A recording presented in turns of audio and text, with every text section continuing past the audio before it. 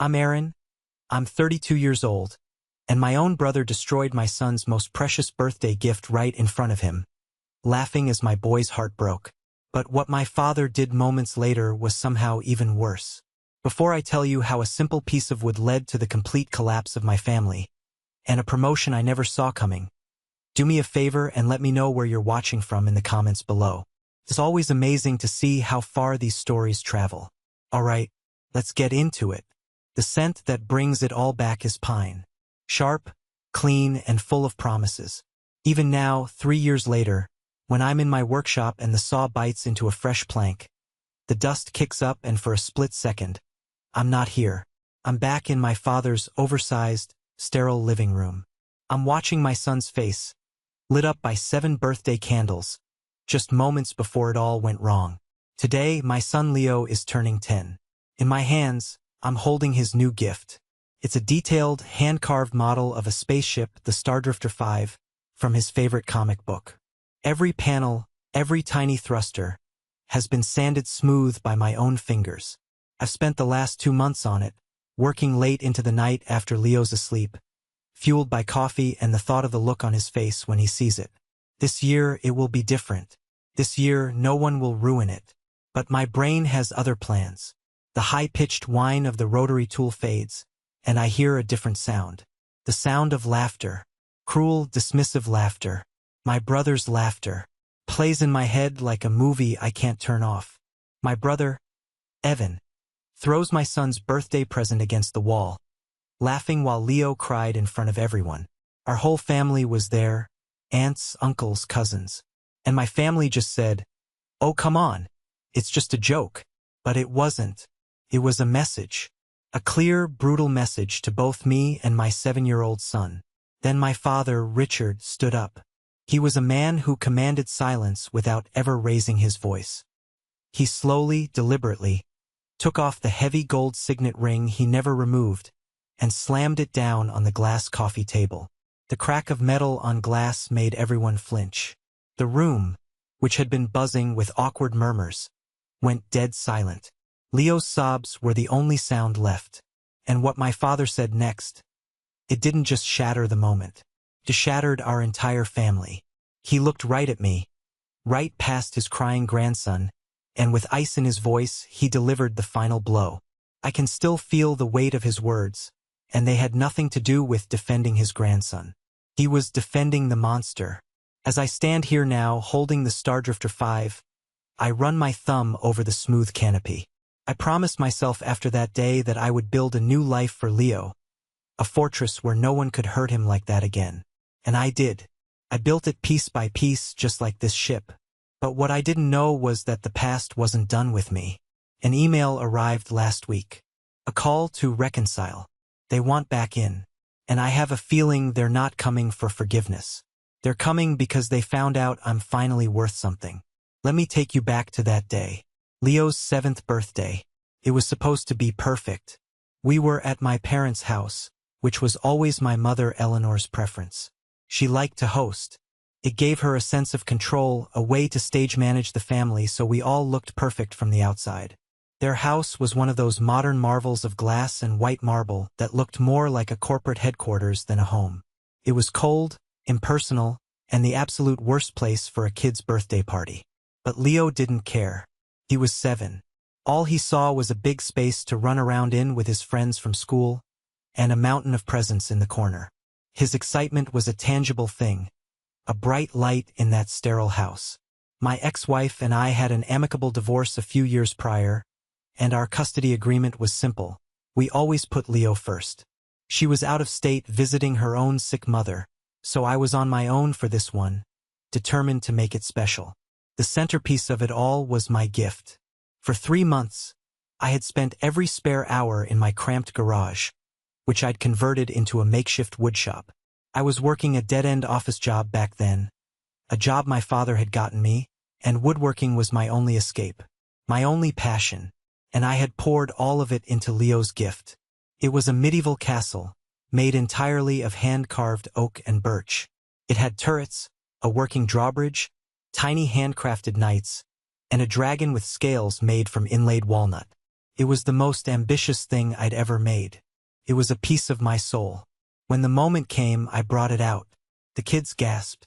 Leo's eyes were as wide as dinner plates. He reached out a trembling finger and touched the drawbridge chain. "You made this, Daddy?" he whispered, his voice full of awe. "I did, buddy," I said, my heart swelling. Every piece. That was the moment they chose to arrive. My brother Evan, and my parents Richard and Eleanor. Always late.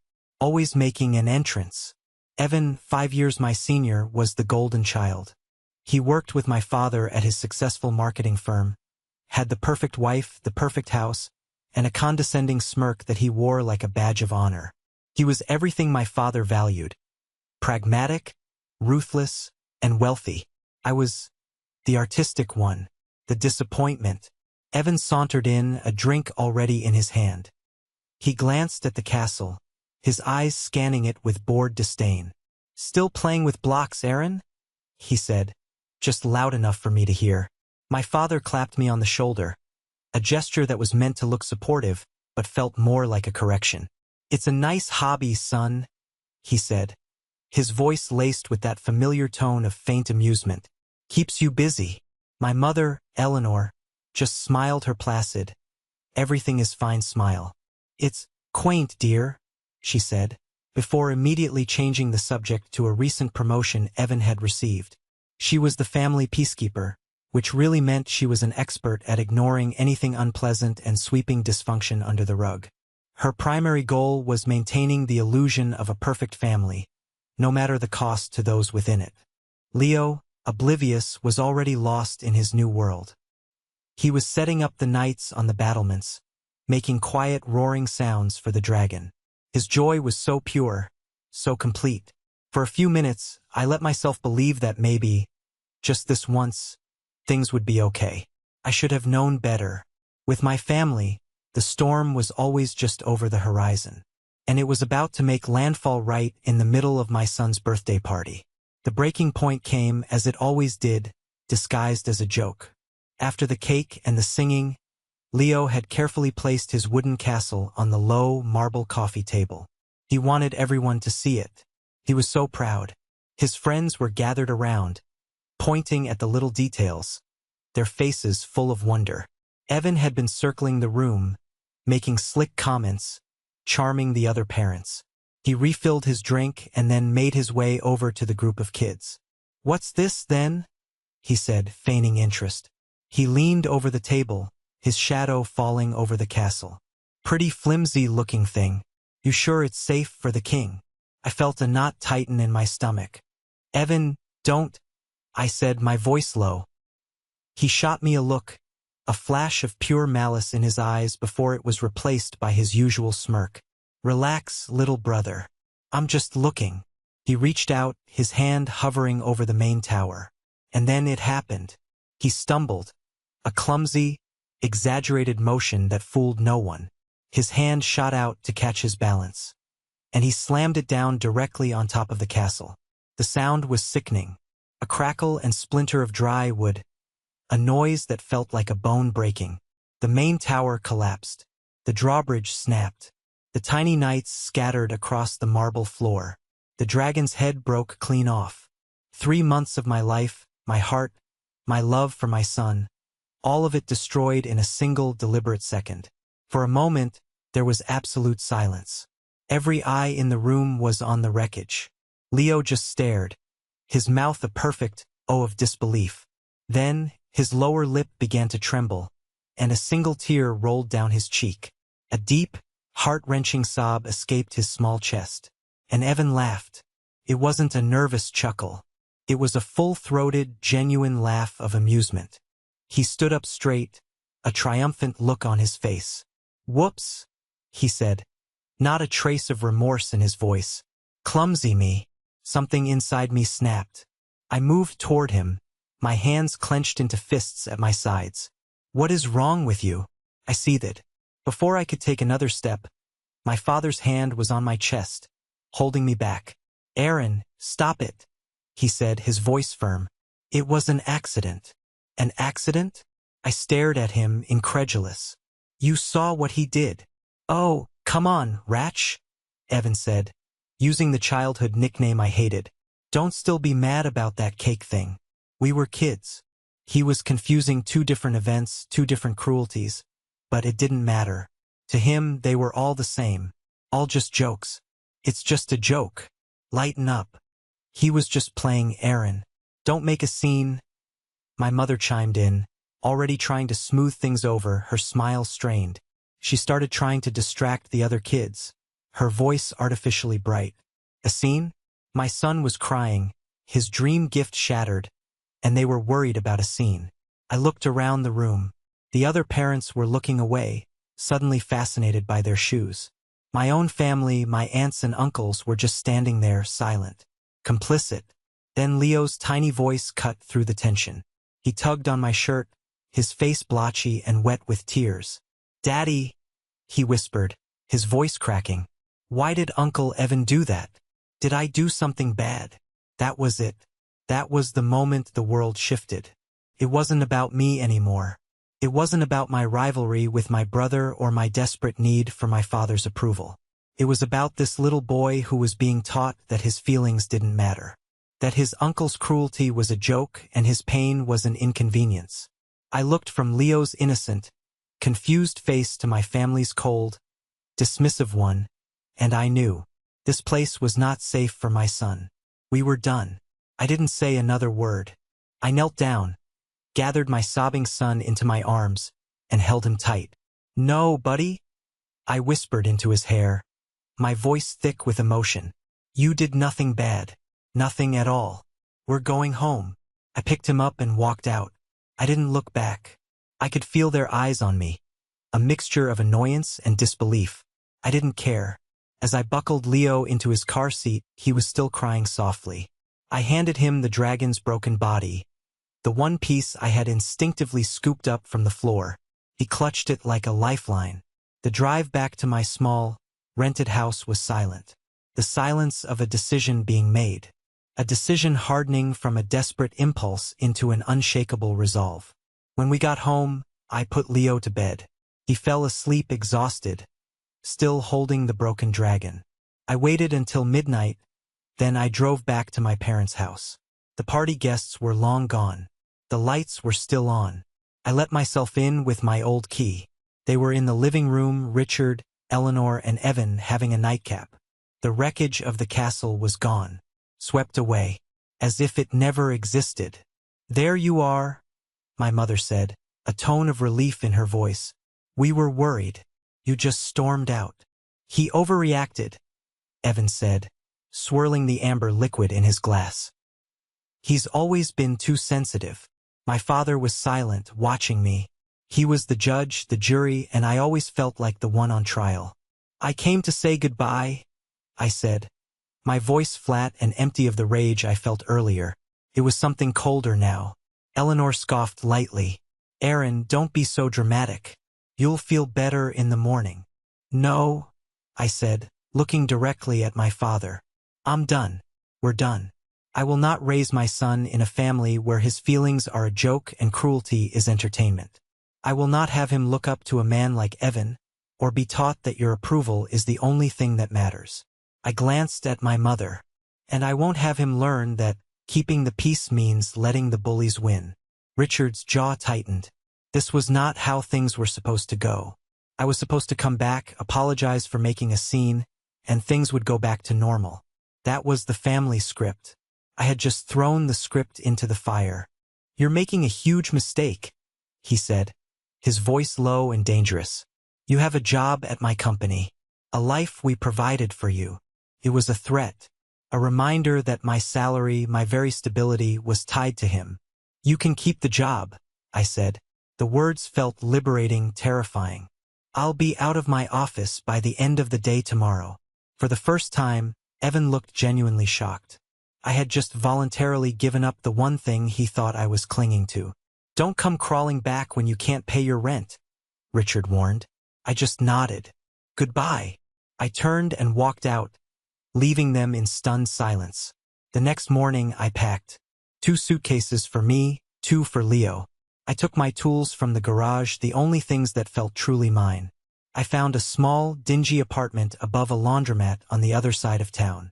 It was a shoebox compared to the house I was leaving, but it felt like a palace. Felt safe.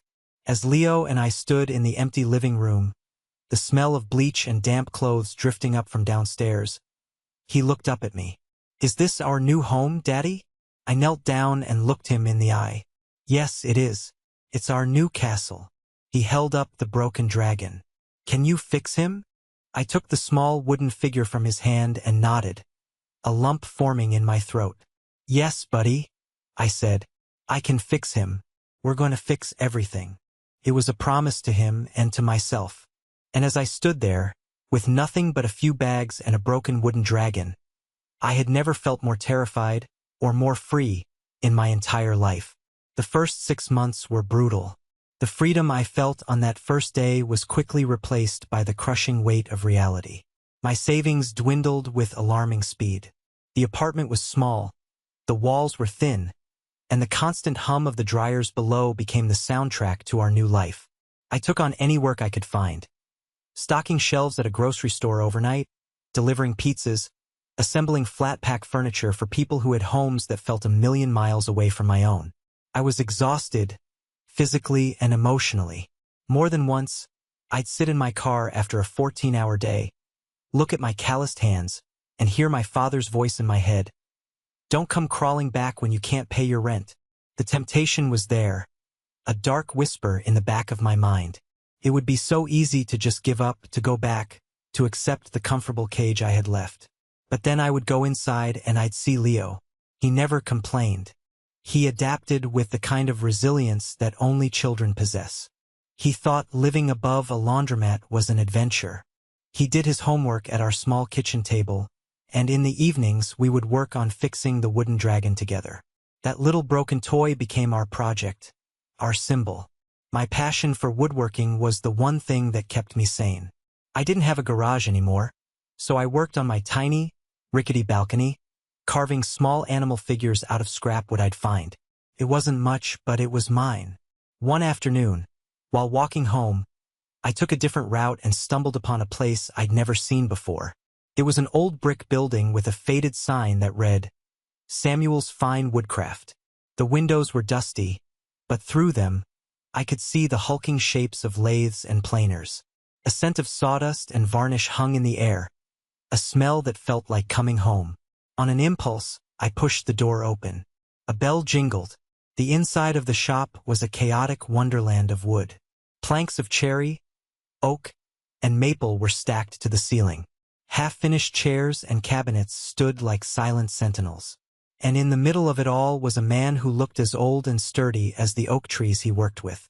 He had a shock of white hair, a face mapped with wrinkles, and hands that were thick and gnarled but moved with a surprising grace as he guided a piece of wood over a sander. He shut off the machine and looked at me over the top of his glasses.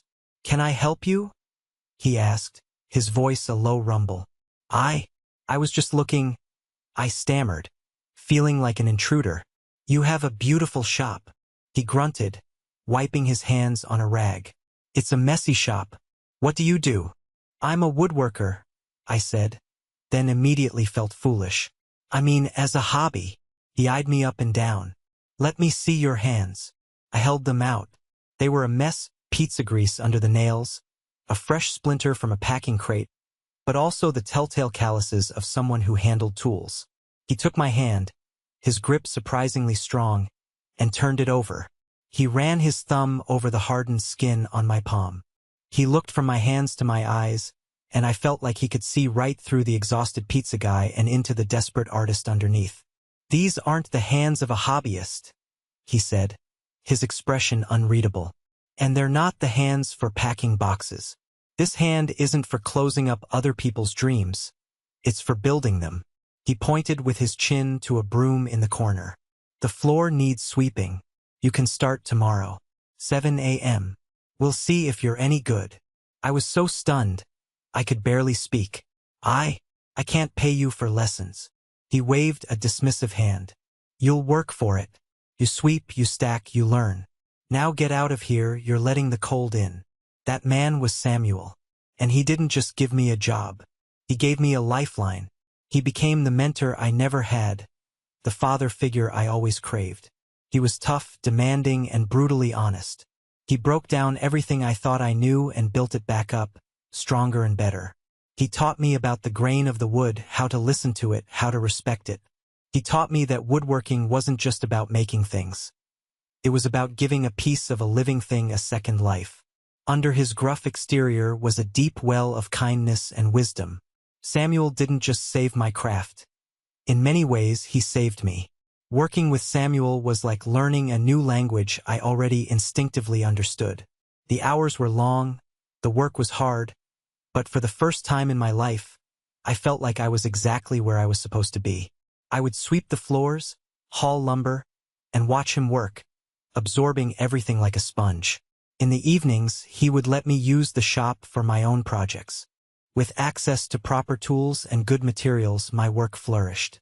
I started making more intricate toys for Leo, articulated animals, puzzle boxes, a fleet of little wooden cars. He loved them. One evening, as he was lining up the cars, he said, "You should sell these, Daddy. Other kids would like them." The idea was terrifying. Selling my work meant putting it out there to be judged. It meant risking failure. But looking at Leo's hopeful face, I knew I had to try. Samuel helped me. He was surprisingly savvy about the modern world for a man who seemed to belong to a different century. "The world's marketplace is in that little phone of yours," he grumbled. But he helped me take professional-looking photos of my work and set up an online store. We needed a name. I was stumped. Leo, who was helping by organizing with scraps, looked up and said, "What about Leo's Landing? Like a safe place for toys to land." It was perfect. It was more than perfect. It was exactly what this new life was supposed to be, a safe landing for us. And so, Leo's Landing was born. I started small, listing just a few items. To my shock, the first sale came within a week. Then another, and another. They were small orders, but they felt like monumental victories. Each sale was a validation, a tiny rebellion against my father's belief that my passion was worthless. The money I made went straight into a savings account I opened, a humble start to a new college fund for Leo. Word started to spread locally. A mom blogger bought one of my puzzle boxes and wrote a glowing review. My orders doubled overnight. I was working every spare minute I had, a blur of sawdust and shipping labels. It was exhausting, but it was a good kind of tired, the kind that comes from building something of your own. And that's when she appeared. Her name was Chloe. She ran another online toy store, one that specialized in cheap, brightly colored plastic toys imported from overseas. At first, I noticed her name popping up as a visitor to my site. Then the copying started. It began subtly.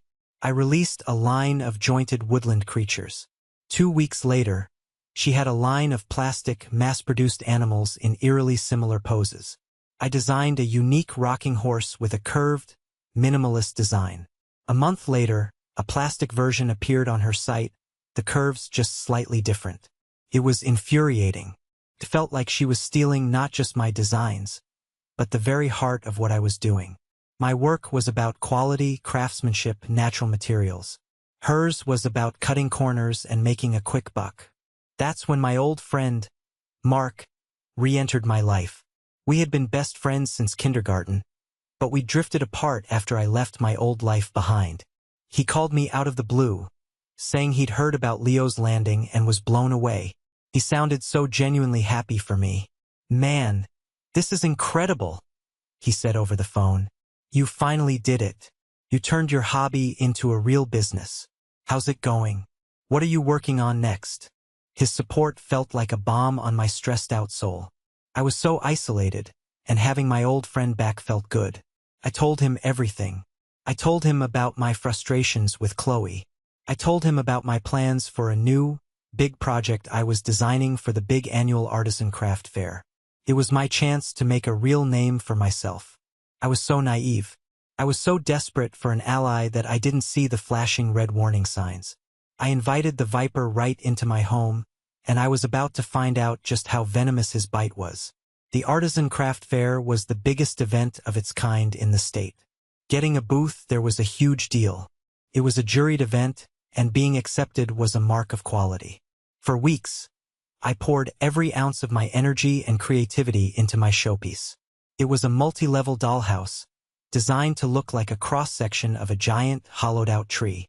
It had winding staircases, little wooden balconies, and furniture made from twigs and moss. It was unique, magical. It was my ticket to the next level. Mark was my biggest cheerleader throughout the process. He'd call me almost every day. "How's the treehouse coming along, man? You should add a little rope ladder. Oh, and what about a skylight?" His suggestions were good, and his enthusiasm felt infectious. He'd ask for pictures of my progress, and I'd send them to him, proud of how it was taking shape. He was the only person besides Leo and Samuel who had seen the finished design. "This is gonna blow them away," he said, the night before the fair. "Chloe and her plastic junk won't stand a chance." The day of the fair arrived, buzzing with energy. I set up my booth, placing the treehouse dollhouse in the center. It looked even better than I had imagined. People started to flock to my table, their reactions a mix of awe and delight. This was it. This was the moment everything was going to change. Around noon, I heard a commotion a few aisles over. A crowd was gathering around a large, flashy booth. Chloe's booth. My stomach twisted. I asked a neighboring vendor to watch my table for a minute and went to see what was going on. And then I saw it. In the center of her booth, under a spotlight, was a plastic, mass-produced dollhouse, designed to look like a tree, with winding staircases, little plastic balconies, and a rope ladder. It was a cheap, soulless caricature of my work, but it was undeniably based on my design. She had even incorporated the last-minute suggestions Mark had made. She had launched it online that morning, undercutting my price by a huge margin. The blood drained from my face. My breath caught in my throat. Felt like the air had been punched out of me. How could she have possibly known? I stumbled back to my booth, my mind racing. Coincidence? Impossible. The details were too specific. My heart was pounding. My phone buzzed in my pocket. It was a text from an unknown number. "Check your email." An invoice was sent to the wrong address. Confused, I opened my laptop. The email was there, a forwarded message chain. My eyes scanned the contents, and the world tilted on its axis. It was a chain between Chloe and Mark, my best friend. There were pictures, my pictures, the ones I had sent him. There were notes, detailed descriptions of my process. And at the bottom, an invoice from Chloe's company to a consulting firm I'd never heard of. A payment for design consultation. Payment made out to Mark. He had sold me out. Every encouraging word, every suggestion, every "I'm so proud of you, man" had been a lie. He had been feeding my dreams to my biggest competitor for cash. I felt a cold, white-hot rage build inside me, so intense it made me dizzy. I wanted to scream. I wanted to smash something. I wanted to find Mark but then I looked at my hands. I looked at the beautiful, handcrafted treehouse sitting on my table, and I looked at the line of people still waiting to see it. Rage wouldn't fix this. Despair wouldn't fix this. Only work would. I took a deep breath. I walked back to the front of my booth, a new, hard-edged calm settling over me. Someone asked me a question about the type of wood I used. I answered it. Then another. Then another. I would not let them break me. Not my family. Not my competitors. And certainly not the man who I used to call my best friend. The fair wasn't over yet. And neither was I. For the rest of the afternoon, I operated on pure adrenaline and defiance. I talked to every single person who came to my booth. I showed them the tiny, hand-sanded details on the furniture. I explained how the grain of the birch would made the floors look like they were shimmering. I let them feel the weight and warmth of real wood, contrasting it with the cheap, hollow feel of the plastic imitation a few aisles away. I didn't mention Chloe. I didn't mention the betrayal. I just focused on my work, letting its quality speak for itself. Slowly, the tide began to turn. People who had been at Chloe's booth started drifting over to mine, drawn by the buzz. I could hear them whispering. "The plastic one is a copy. This one has a soul." Late in the afternoon, a woman approached my booth. She was older, impeccably dressed in a sharp business suit that seemed out of place among the casual craft fair crowd. She didn't look at me. Her eyes, sharp and intelligent, were fixed on the treehouse. She walked around it slowly, examining it from every angle. She ran a finger lightly over the edge of a miniature table, then peered inside at the tiny, carved fireplace. She spent nearly 10 minutes in silence, just looking. The crowd around my booth seemed to hold its breath. Finally, she looked up and met my eyes. "You're Aaron, the creator of Leo's Landing," she said. It wasn't a question. "I am," I managed to say, my throat suddenly dry. She handed me a business card. "My name is Margaret Albright. I'm the head of acquisitions for the Oakhaven Toy Collective." Oakhaven. I knew the name. Everyone did. They were one of the biggest, most respected toy companies in the world. They had a reputation for quality and classic design. "I've been following your online store for a few months," she said, her voice crisp and professional. "Your work is exceptional. This piece," she gestured to the treehouse, "is a work of art. I saw the imitation over there." She said the word imitation with a subtle curl of her lip. "It's what made me seek you out. A copy is just noise. This is a signal." My heart was hammering against my ribs. "Oakhaven is launching a new prestige line of artisanal toys," she continued. "We're looking for a North American partner, a craftsman with vision and integrity. We've been quietly searching for months, considering many established firms." She paused, her gaze unwavering. "I believe our search may be over. I'm buying this showpiece for our corporate collection, and I want to schedule a meeting with you next week to discuss a potential exclusive partnership." The world went quiet. All the noise of the fair, all the anger and betrayal I felt, it all just faded away. This was it. This was the validation I had been working for, fighting for. It wasn't just a sale. It was a life-changing opportunity, handed to me by someone who saw the true value in what I did. I shook her hand, my own hand trembling slightly. I would be honored, Mrs. Albright. "Please, call me Margaret," she said with a small smile. As she completed the purchase, a thought struck me. "You said you were considering other firms?" "Yes," she said, signing the credit card slip, "including a very persistent marketing firm that wanted to license some designs. They had a lot of confidence, but no soul in their products. Your father's firm, I believe." My blood ran cold. My father's company had been competing for the same prize, and they had lost. To me. Little did I know, this incredible victory was about to set me on a direct collision course with the past I had tried so desperately to escape. The week after the craft fair was a whirlwind. News of Mrs. Albright's purchase and Oakhaven's interest spread like wildfire through the small community of artisans. My online sales exploded. I had to temporarily stop taking new orders just to keep up. I hired my first part-time employee, a retired carpenter from the neighborhood, to help me with the sanding and finishing. For the first time, Leo's Landing felt less like a desperate gamble and more like a real, sustainable business. The meeting with Oakhaven was even better than I could have hoped. They weren't just offering me a contract. They were offering me a partnership.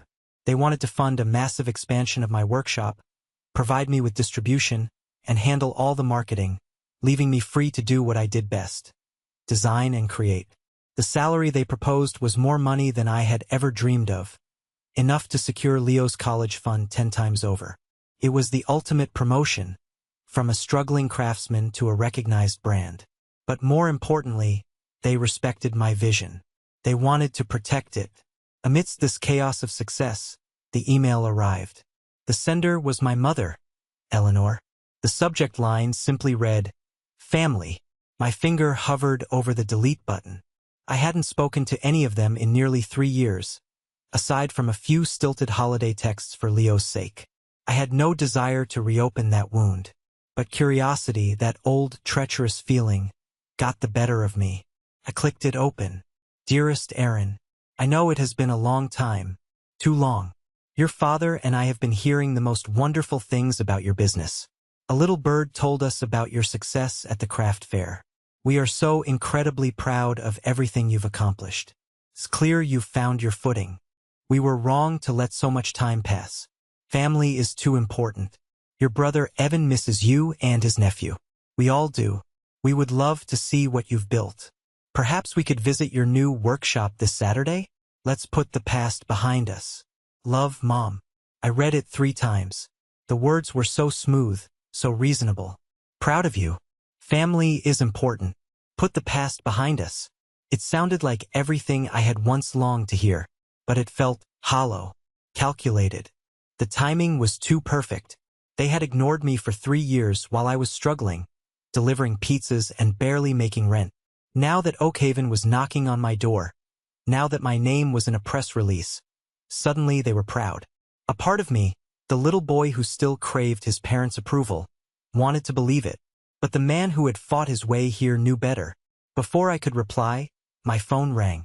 It was my Uncle Robert, my father's younger brother. He was a quiet man, a decent man who had always been caught in my father's shadow. "Aaron? It's Rob," he said, his voice low and urgent. "I heard your mother was reaching out. I need to tell you something. I was at their house for dinner last night. Your name came up. Eleanor was on the phone with your Aunt Carol. I heard her. She said, yes, it's a lovely little hobby for him, but it's mostly just luck. He's still just playing with toys. Then she said that now you were getting some attention, it was important for the family to guide you and make sure you didn't get in over your head. Aaron, they're not coming to celebrate you. They're coming to control you." I squeezed my eyes shut, a bitter taste in my mouth. "Thanks, Uncle Rob," I said quietly. "I appreciate you telling me." I hung up the phone and looked back at the email. My mother's words, "We are so proud," mocked me from the screen. It was all a lie, a beautifully crafted, manipulative lie. Fine. They wanted to visit my workshop? They wanted to see what I've built? Okay, I'll show them. I typed back a short reply. Saturday at 2 p.m. works. See you then. The trap was set, but this time, I wasn't the one who was going to walk into it. Saturday arrived, a gray, overcast day that perfectly matched my mood. The new workshop was my sanctuary. It was 3 times the size of Samuel's old place, filled with gleaming new equipment paid for by the Oakhaven Advance. The scent of pine, cherry, and fresh-cut oak filled the air. This was the kingdom I had built, not with an inheritance or a family connection, but with my own 2 hands. At precisely 2 p.m., a sleek, black sedan pulled up outside. My father, mother, and Evan got out. They looked out of place, their expensive clothes a stark contrast to the rustic industrial neighborhood. They walked in, and for a moment, they just stood there, taking it all in. I could see the genuine surprise on their faces. This was far more than the little hobby shop they had imagined. "Aaron," my mother said, breaking the silence, her voice oozing with false warmth as she rushed forward to hug me. I stood stiffly, not returning the gesture. "Oh, this is just incredible. We had no idea." "It's bigger than I expected," my father admitted, his eyes scanning the equipment, calculating the cost. It was the closest he could come to a compliment. Evan, however, had already recovered his swagger. He strolled through the workshop, running a dismissive hand over a stack of perfectly sanded maple boards. "Not bad, little brother," he said, his tone dripping with condescension. "Made a real business out of playing with blocks. Who knew?" He picked up a small, carved fox from a workbench. "So, what's the plan? Sell a few of these trinkets and then get a real job?" I ignored him, my focus on my father. "What do you want?" I asked, my voice even. Richard looked taken aback by my directness. He was used to being in charge, to setting the tone. "What do you mean?" "We came to see you, to celebrate your success. Your mother said it's time to put the past to rest." "Is it?" I asked, turning to my mother. "Is that what you were telling Aunt Carol on the phone the other night? That my success was just luck, and that you needed to guide me?" Eleanor's smile froze on her face. A flicker of panic crossed her eyes before she composed herself. I don't know what you're talking about." Robert must have misunderstood. "He didn't misunderstand," I said, my voice dropping lower. He just finally decided to stop being a silent witness to your lies. The air in the room grew thick with tension. The polite facade was cracking. Evan scoffed. Oh, here we go again. Saint Aaron, the martyr. Can't you just accept that we're happy for you? Or is your ego so fragile that you have to invent conspiracies? My ego? I took a step closer to him, and for the first time he looked uneasy. My ego wasn't the one that smashed a 7-year-old's birthday present. My ego wasn't the one who laughed while he cried. For God's sake, are you still on about that? Evan threw his hands up in exasperation. It was 3 years ago. It was a stupid toy. It was a piece of my heart that you broke to make yourself feel big. I shot back, my voice rising. And it wasn't a toy to him. It was a promise. A promise that you and everyone else in this family broke. My father finally stepped in, his voice taking on the booming, authoritative tone he used to shut down arguments. That's enough. All of you. Aaron, we are here to extend an olive branch. Your business is growing. You're going to need guidance. Real business experience. Evan and we can help you. We can make Leo's Landing a part of the family firm. We can protect you. There it was. The real reason they were here. It wasn't about pride. It was about possession. They saw something valuable and they wanted to absorb it, to own it, to put their name on it. Protect me. I let out a short, bitter laugh. The only thing I ever needed protection from was you. Just as Richard was about to retort, the door to the workshop chimed. All heads turned. Standing in the doorway, looking elegant and powerful in a crimson coat, was Margaret Albright. She smiled warmly when she saw me. Aaron, she said, her voice cutting through the tension like a razor. I hope I'm not interrupting. I was just in the neighborhood and wanted to drop off the final contract drafts. My family stared, speechless. They had no idea who she was, but her air of authority was unmistakable. I smiled, a real, genuine smile. Margaret, you're not interrupting at all. In fact, your timing is perfect. Come in. There are some people I'd like you to meet. Margaret Albright walked into the workshop, her presence immediately commanding the space. She exuded a quiet confidence that made my father's loud authority seem crude by comparison. Margaret, I'd like you to meet my family, I said, my voice calm and steady. This is my mother, Eleanor, my father, Richard, and my brother, Evan. Margaret extended a polite hand to my father. Richard, pleasure. Margaret Albright, from the Oak Haven Toy Collective. The blood drained from my father's face. I saw his eyes widen in recognition, and his hand, which had started to reach for hers, faltered for a split second. Evan's smug expression vanished, replaced by one of stunned confusion. My mother just looked back and forth between them, trying to understand the sudden shift in the room's dynamics. Oak Haven, Richard finally managed to say, his voice a little hoarse as he shook her hand. Of course, I know your company well. My firm submitted a proposal to you a few months back for a licensing partnership. Ah, yes, Margaret said, retracting her hand. Her tone was professionally pleasant, but her eyes were sharp. I remember the proposal. Very thorough. There was a subtle emphasis on the word that made it clear it was not a compliment. She then turned her full attention back to me, dismissing them as if they were no longer in the room. She handed me a thick portfolio. Here are the finalized contracts, Aaron. The board was unanimous. They are thrilled. The funding for the workshop expansion will be wired Monday morning, and the press release announcing our exclusive partnership with Leo's Landing goes out on Tuesday. Every word was a hammer blow, dismantling my father's world right in front of him. Exclusive partnership. Workshop expansion. Press release. Evan stared at me, his mouth slightly agape. Exclusive partnership? What is she talking about? She's talking about the future of this company, I said, looking directly at my father. A future that I built. On my own. Margaret, ever the consummate professional, seemed to sense the underlying drama and decided to deliver the final, devastating stroke. She looked at my father with a polite, almost pitying smile. You know, Richard, it's a competitive market. We considered dozens of partners for our new artisanal line. Your firm's proposal was on the final shortlist. My father straightened up, a flicker of hope in his eyes. He thought this was his way back in. But ultimately, Margaret continued, her voice turning crisp and decisive, it lacked a certain something, a vision, an authenticity. We were looking for a true craftsman, not just a marketing angle. Then we found Erin. She placed a hand lightly on my shoulder, a gesture of alliance that was unmistakable. We found the soul we were looking for. The choice, in the end, was not difficult at all. Leo's Landing was simply in another league. Silence. A deep, profound, and utterly satisfying silence.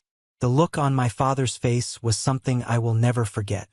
It wasn't anger.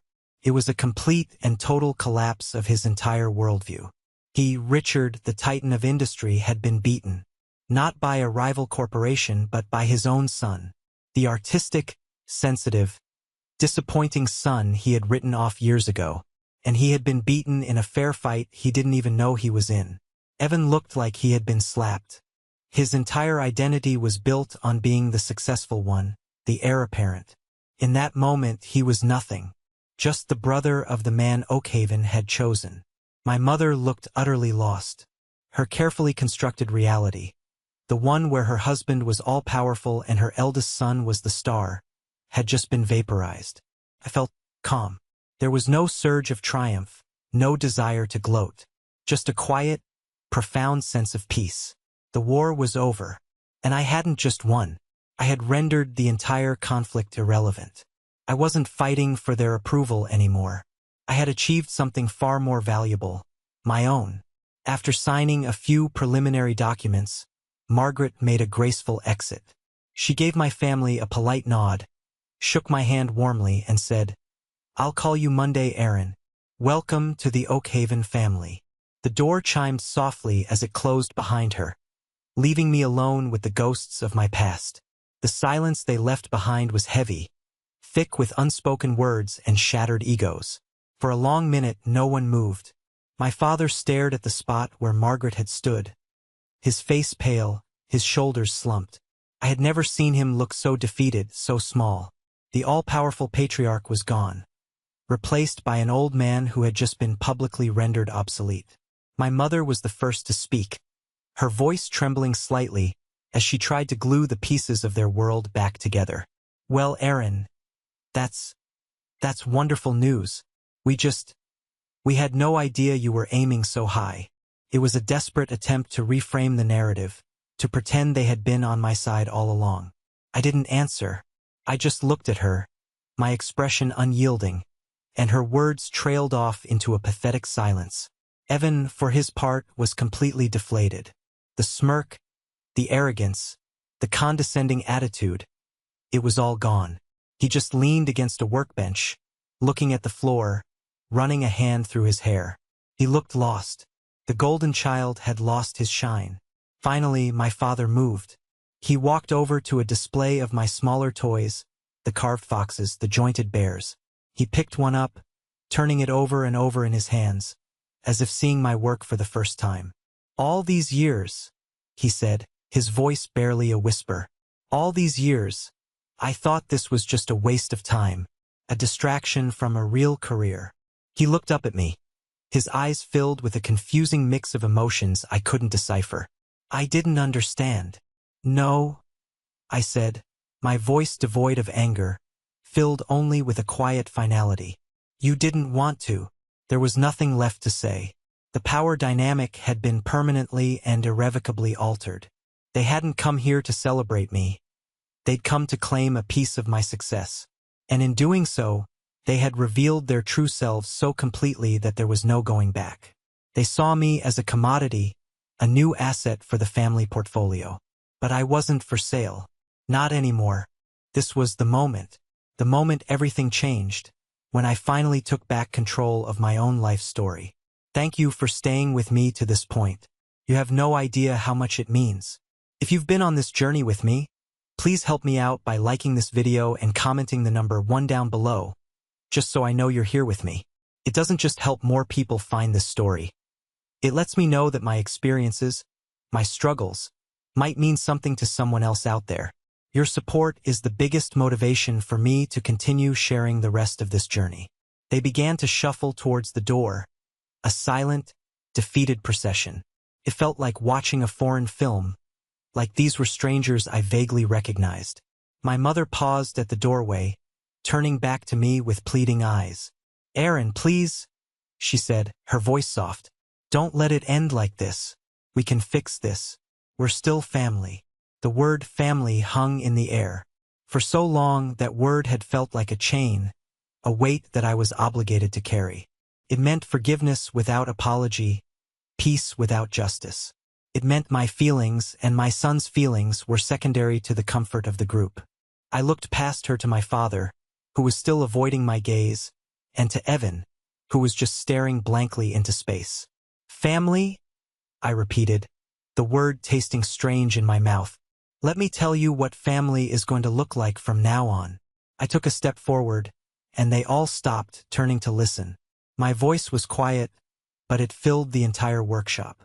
There was no more anger, no more pleading, just the hard, clear lines of my new reality.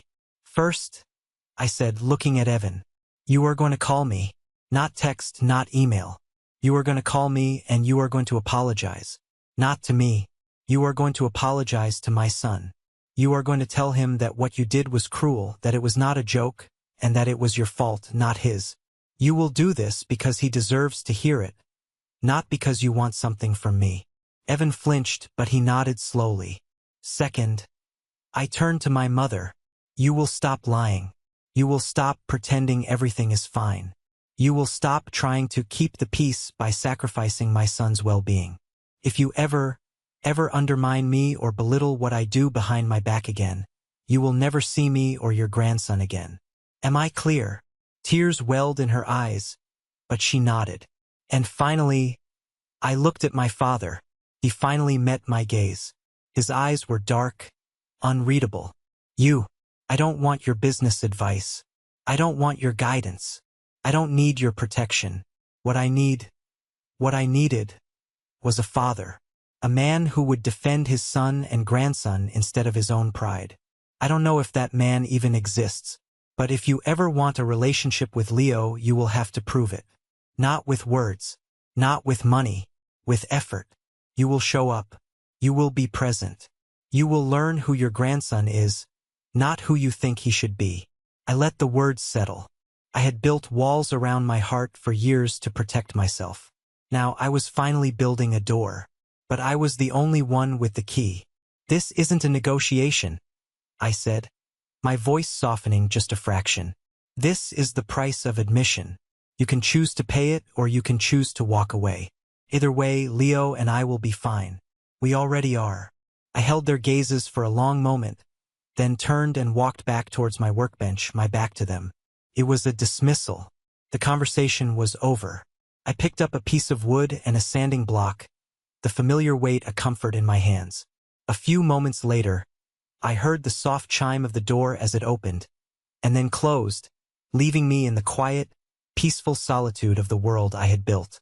6 months later, life found a new rhythm, a rhythm set by the hum of saws and the laughter of my son. The Oak Haven partnership transformed everything. Leo's Landing was no longer a one-man operation run on caffeine and fumes. The new workshop was a bustling hub of creativity. I had a small, dedicated team of craftspeople, including Samuel, who I had convinced to come out of retirement to be my workshop foreman. "I'm too old for this," he'd grumble every day, a huge smile on his face. The money was life-changing, of course. We moved out of the apartment above the laundromat and into a modest house with a big backyard. I paid off the few debts I had and fully funded Leo's college fund, a weight lifting off my shoulders that I hadn't even realized I was carrying. But the real change wasn't the money. It was the peace, the absence of drama, the feeling of waking up every morning knowing that my world was stable, safe, and mine. Leo thrived. He was doing well in school, had a great group of friends, and was becoming a talented little artist in his own right. He spent hours in the workshop with me, not just watching, but creating his own little projects at a workbench I had built just for him. The shadow of that disastrous birthday party had finally begun to fade. My family, for the most part, had kept their distance. It was a fragile, unspoken truce. My mother sent polite, superficial texts. My father remained silent. And then one day a package arrived. It was addressed to Leo. There was no return address. I opened it cautiously. Inside, nestled in tissue paper, was a beginner's wood carving set, with whittling knives, safety gloves, and a block of soft basswood. And underneath it all was a letter. The handwriting was messy, almost childish. It was from Evan. I sat down with Leo and read it to him. Dear Leo, I don't expect you to understand this, and I don't deserve for you to. What I did at your 7th birthday party was the meanest thing I have ever done. It wasn't a joke. It was cruel. I was jealous of your dad, of his talent, and of how much he loved you. I broke your castle because I was a broken person. It was my fault, not yours. You did nothing wrong. I am so sorry. I know sorry is just a word. My therapist says I need to make amends, not just apologize. I don't know how, but I saw this carving set and I thought of you and your dad. Maybe one day you can show me what you make. Sincerely, Uncle Evan. Leo was quiet for a long time after I finished reading. He looked at the carving set, then at the letter, then at me. He's sad. Isn't he, Daddy? Leo asked, his voice full of a simple, profound empathy that only a child can possess. Yeah, buddy, I said, my throat tight. I think he is. Can we keep the tools? He asked. Of course, I said. Do you want to write back to him? Leo thought for a moment. Not yet, he said. But maybe one day. It wasn't forgiveness. Not yet. But it was a start. It was a single, shaky step on a long road. The next weekend, I took Leo to the park. While he was playing with his friends, I saw a familiar figure standing by a tree on the edge of the field. It was my father. He was just watching, his hands in his pockets, keeping his distance. He didn't approach. He didn't call out. He just watched his grandson play, a lonely, solitary figure. When Leo's game was over and we started to walk home, he was gone. He had shown up. It was the smallest possible effort, but it was more than he had given me in years. The ground, frozen for so long, was beginning to thaw. My father's silent appearances became a strange new routine. Every few weeks I'd see him, at the edge of Leo's soccer games, in the back of the auditorium during a school play. He never approached me. He never spoke. He was just there, a ghost haunting the edges of our happy life. I didn't know what to make of it. It was unsettling, but it was also, as I demanded, an effort. A clumsy, silent, awkward effort. One evening, Uncle Robert came over for dinner. He had become a regular, welcome presence in our lives. He was wonderful with Leo, teaching him chess and telling him old, silly family stories that didn't involve pain. After Leo had gone to bed, Rob and I were sitting on the back porch watching the fireflies. I saw Richard at Leo's game last week, Rob said quietly, swirling the ice in his glass. I know, I said. He's been doing that for a few months now. Rob sighed, a heavy, weary sound. He doesn't know how to talk to you, Aaron. He never has. He doesn't have the tools. He had them for Evan, I said, the old bitterness creeping into my voice. No, he didn't, Rob said, turning to look at me, his expression serious. He just had a script for Evan, the successful son, the heir. That was a role he understood because it was the role that was forced on him. He doesn't have a script for you. You're the artist, the one who got away. He took a long sip of his drink. Do you know what your father wanted to be when he was young? I shook my head. A businessman, I assume, like his father. Rob let out a short, sad laugh. No, not even close. Your father, he was an incredible painter. Truly gifted. He won scholarships. He was accepted into one of the best art schools in the country. He wanted to spend his life painting landscapes. I stared at him, trying to process this image of my pragmatic, ruthless father as a young, aspiring artist. It felt like trying to imagine a rock wanting to fly. "So what happened?" I asked. "Grandfather happened," Rob said, his voice hardening. "Our father. He was a hard man, harder than Richard ever was. He saw art as a weakness, a frivolous waste of time. He told Richard that if he went to art school, he would be disowned. No support, no family, no inheritance. He would be cut off completely. Grandfather told him his duty was to the family business, to make money, to be a man." The story settled over me, heavy and suffocating. "So Richard gave it up," Rob continued. "He packed away his canvases and his paints, went to business school, and became the man his father wanted him to be. He buried that part of himself so deep, I don't think he even remembers it's there. But it is. And then you came along. His son. The artist. Everything he wasn't allowed to be. And instead of nurturing it, he tried to crush it. Because seeing you succeed at what he was forced to fail at, I think it was just too painful for him to bear. It wasn't an excuse. It didn't wash away years of cruelty and neglect. It didn't forgive him for what he let happen to Leo. But it was an explanation.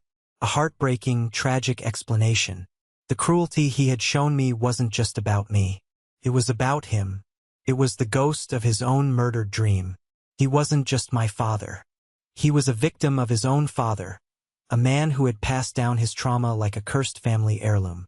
And I finally understood. The cycle hadn't started with me, but I was the one who was going to end it. Leo's 11th birthday felt like the closing of a circle. We held the party in the workshop. The place was filled with his friends. The air thick with the smell of sawdust, pizza, and birthday cake. Samuel was there, showing the kids how to safely use a small hand drill.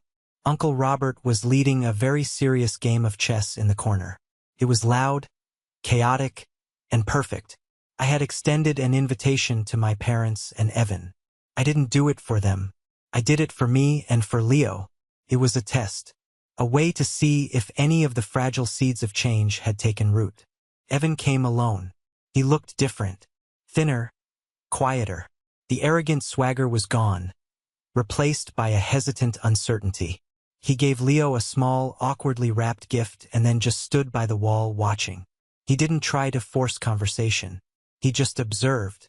Later, I saw Leo go up to him and show him a small, lopsided bird he had carved from the basswood block Evan had sent him. Evan knelt down, and for the first time, I saw him really look at my son. He listened, and he smiled a small, sad, genuine smile. My parents arrived last. My mother brought a ridiculously large cake, a classic Eleanor move, but she seemed to understand it was a secondary offering. She was quiet, respectful, and focused her attention on the other parents. My father stood by the door for a long time, just as he had at the soccer games, an outsider looking in. Finally, he walked over to me. He was holding a long, flat, rectangular gift. "For Leo," he said, his voice gruff. I took it from him. "You can give it to him yourself," I said gently. He shook his head. "No, this is for both of you." Later, after the guests had gone and the workshop was quiet again, Leo and I opened the gift. Inside was a professional-grade art easel, and next to it, a beautiful wooden box filled with a complete set of oil paints, pristine brushes, and a stack of blank canvases. There was no card. There didn't need to be. I looked at the gift, then at the memory of my father standing in the doorway of this place I had built, a place of creation and passion. He hadn't just given his grandson a gift. He was trying to give him back the dream that had been stolen from him half a century ago. He was trying to give Leo the opportunity he never had. The cycle was broken. The healing wasn't complete. The family wasn't magically fixed. There were still scars, still memories that would ache on cold days. But it was no longer a story of pain. It had become a story of possibility. I stood there with my son, in the heart of our sanctuary, and I realized that building something new is always harder than breaking something old. It takes more time, more patience, more love. We had taken the broken pieces of our past, and we hadn't just fixed them. We had used them to build a better, stronger, and more beautiful future. And that was a masterpiece in itself. Thank you so much for listening to my story. I hope it reached you in some way wherever you are. It's been a long journey, and sharing it helps make sense of it all. Have you ever had to break a cycle in your own family or your life? It can be a lonely road, and I'd be honored to hear about your own experiences. Please feel free to share your story in the comments below. And if you'd like to hear more, don't forget to like this video and subscribe so you don't miss what comes next. Take care of yourselves.